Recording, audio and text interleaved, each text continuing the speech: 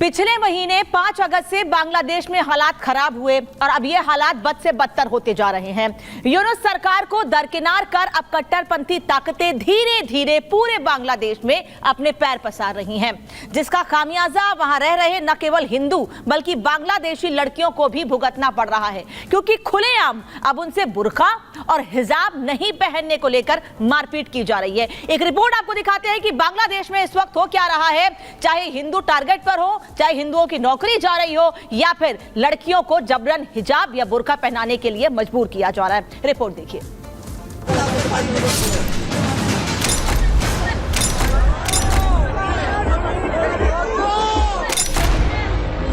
बांग्लादेश में कट्टरता, बुर्के को लेकर क्रूरता, डरावना चित्र, महिलाओं से मजहबी रक्त चरित्र, देश में बिगड़े हालात, क्या कर रही है यूनुस सरकार।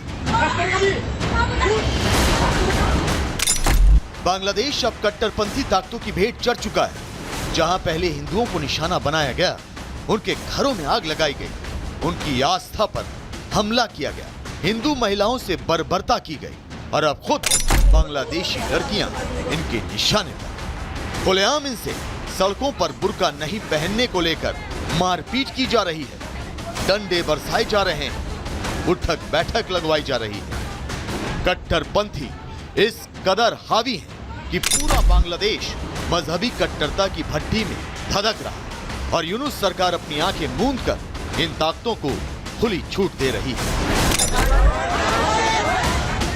साथ बांग्लादेश शरिया शासन के रास्ते पर चल पड़ा है और ये तस्वीरें भी इस बात की गवाही दे रही हैं, जहां सामान्य कपड़े पहनने पर बांग्लादेशी लड़कियों पर हमले हो रहे हैं। खुलेआम सड़कों पर कुछ लड़के एक लड़की को कट्टरता की सजा दे रहे हैं, बुर्का नहीं पहनने पर उठक बैठक करवाई जा रही है। हाथों में डंडा लिया युवक डंडे बरसा रहा है, बुरी तरह लड़कियों को मारा पीटा जा रहा है।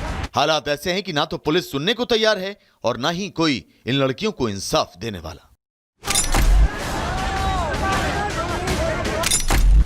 दरअसल सोशल मीडिया पर कई वीडियो वायरल हो रहे हैं जिनमें दावा किया गया है कि पिछले कुछ दिनों से सामान्य कपड़े पहनने पर लगातार लड़कियों पर हमले हो रहे हैं। जमाते इस्लामी और बांग्लादेशी कट्टरपंथी चाहते हैं कि लड़कियां बुर्का और हिजाब पहने।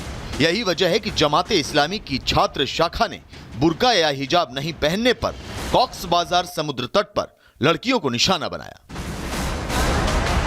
वायरल वीडियो से साफ था वही तस्वीरें धीरे धीरे बांग्लादेश से सामने आ रही हैं। कट्टरपंथी इस्लामी संगठनों के उभरने से महिलाओं को इसका खामियाजा भुगतना पड़ रहा है। हाल ये है कि अब बेलगाम कट्टरपंथी मोहम्मद यूनुस की भी सुनने को तैयार नहीं है, जिसके बाद सवाल उठता है कि बांग्लादेश में कट्टरपंथी अगर इतने हावी होंगे तो शांति कैसे होगी। और दूसरा सवाल ये कि कब तक ये कट्टरपंथी ऐसे ही महिलाओं को निशाना बनाते रहेंगे। Bureau report, Republic Bharat.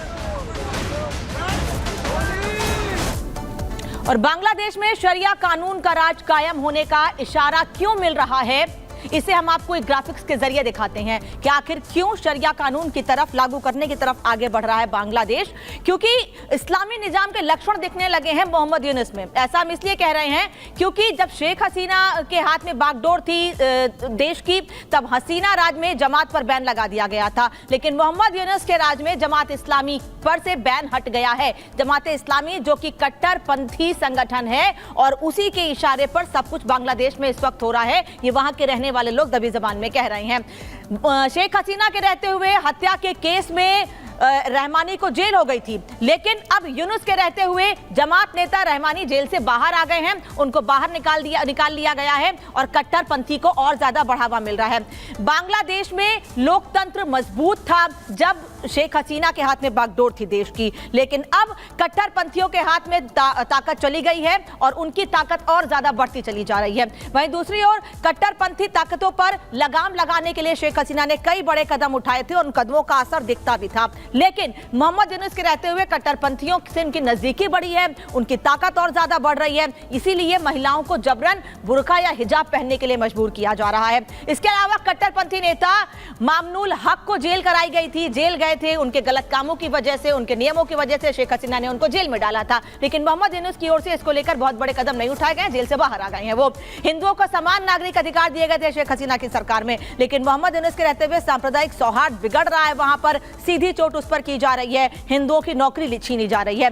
Sheikh Hasina ने तालिबानी शासन के खिलाफ कड़े कदम उठाए थे, वहीं दूसरी ओर इस्लामी निजाम की पैरोकारी कर रहे हैं। भले ही मोहम्मद यूनुस वहां हिंदुओं की रक्षा को लेकर हमारे देश के प्रधानमंत्री से बातचीत करते हो, लेकिन ऐसा फिलहाल दिख नहीं रहा है। खोखले और झूठे वादे, झूठी बातें मोहम्मद यूनुस की ओर से की गई थी। अब सवाल यह है कि बांग्लादेश में शरिया कानून की तर्ज पर महिलाओं के साथ क्रूरता हो रही है, तो वहां महिलाओं को सामान्य कपड़े पहनने पर टारगेट किया जा रहा है, बुर्का या हिजाब पहनने पर मजबूर किया जा रहा है, वहां महिलाओं को बुर्का पहनने को लेकर दबाव बनाया जा रहा है। अगर हिंदू महिलाओं को भी वहां बुर्का पहनने पर मजबूर किया गया तो उसका क्या असर होगा, इस पर भारत के संतों का क्या कहना है, ये सुन लीजिए। देश के अंदर शेख हसीना के पराभव के बाद जिस तरीके से हिंदू महिलाओं को बुर्का पहनने के लिए मजबूर किया जा रहा है, यह घोर निंदनीय है और इसे किसी भी कीमत पर दुनिया के सभ्य समाज में बर्दाश्त नहीं किया जा सकता।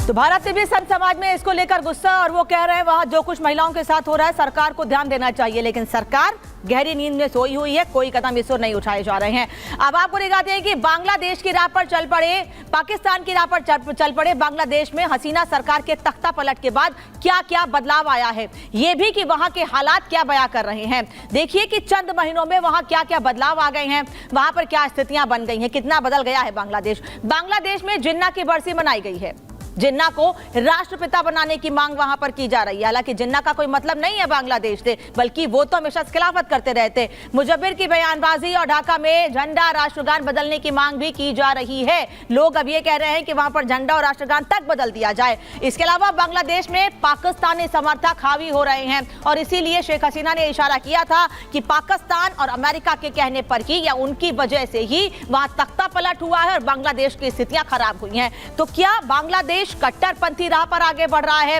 क्या बांग्लादेश अब पाकिस्तान की राह पकड़ रहा है? ये सवाल उठ रहा है क्योंकि वहां की जो स्थिति, जो तस्वीर निकलकर सामने आ रही है वो कुछ इसी ओर इशारा कर रही है। बांग्लादेश में आए इन बदलाव का असर सबसे ज्यादा हिंदुओं पर पड़ेगा, क्योंकि हिंदुओं की धार्मिक मान्यताएं अलग हैं। ऐसी बदली परिस्थिति में जब वहां कट्टरपंथी ताकतें हावी हैं तो वहां दुनिया परिवारों की सुरक्षा, दूसरे परिवारों की सुरक्षा कैसे होगी, हिंदू परिवार की सुरक्षा कैसे होगी, यह भी सोचने वाली बात होगी। सुनिए रिएक्शन क्या है इस पर। जहां तक बांग्लादेश के हिंदुओं की सुरक्षा का प्रश्न है, भारत सरकार को हस्तक्षेप करने चाहिए। 1971 में जब पूर्वी पाकिस्तान बांग्लादेश बना था तब भी भारत का सैन्य हस्तक्षेप 6 महीने बाद हुआ था, लेकिन अब हालात बद से बदतर होते जा रहे हैं। वहाँ तालिबानी हुकूमत जिस तरीके का इस्लामिक दरंदगी का व्यवहार कर रही है यह कभी भी क्षमा नहीं किया जा सकता और इंटरनेशनल ह्यूमन राइट्स हो या संयुक्त राष्ट्र संघ हो, ये आंख मूंद करके कैसे बैठे हुए हैं, ये कतई बर्दाश्त नहीं किया जा सकता। अखिल भारतीय संत समिति भारत सरकार से मांग करती है कि बांग्लादेश के 1,30,00,000 हिंदुओं के सुरक्षा को सुनिश्चित करने के लिए अगर आवश्यक है तो सैन्य हस्तक्षेप तत्काल करना चाहिए।